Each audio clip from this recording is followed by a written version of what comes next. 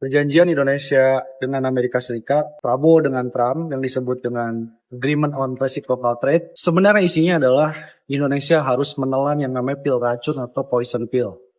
Kalau Indonesia ke depan mau kerjasama dengan negara manapun, termasuk dengan China, dengan Eropa, dengan Timur Tengah, harus atas izin Amerika Serikat.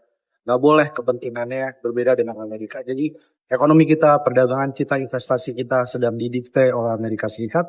Dan tentunya yang nggak pernah dibayangkan adalah konsekuensinya.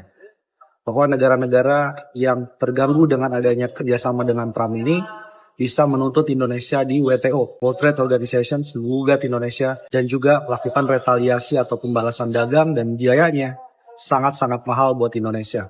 Yang bikin kebijakan, yang bikin perjanjian, pasti nggak mikir soal. Ya, serem banget sih kalau kayak gitu, itu sih bukan perjanjian, Pak. Ya, karena sebelumnya Ya, saya kita juga menyerahkan kedaulatan, Mas iya, Herssu. jadi ini bukan perjanjian penjajahan ini. Ya, ini jahat betul ya. Tapi yang kita lihat wajah-wajah yang menandatangani itu atau yang membaca klausul-klausul itu, saya menduga sih Mas Herssu, dari 214 klausul di dalam perjanjian itu tidak dikirim lebih dulu ke Indonesia, kemudian dipelajari oleh ahli-ahli kita, ahli hukum internasional kita, misalnya oleh para negosiator kita, tapi itu diberikan brek begitu saja pada saat pertemuan tersebut. Karena sepertinya kedodoran, bahkan Tempo juga menulis itu, apa namanya, mereka menduga bahwa ini kedodoran betul, bagaimana Prabowo mungkin membaca klausul-klausul perjanjian itu dan kemudian Erlangga membaca juga. Ada Bahlil begitu yang mungkin membaca klausul-klausul dalam bahasa Inggris yang Mas Herssu dan saya pun mengakui dengan bahasa-bahasa hukum, Oh, bahasa-bahasa ekonomi yang seperti itu. bahasa hukum tuh Pusing susah, apalagi dalam membacanya bahasa Inggris. begitu ya.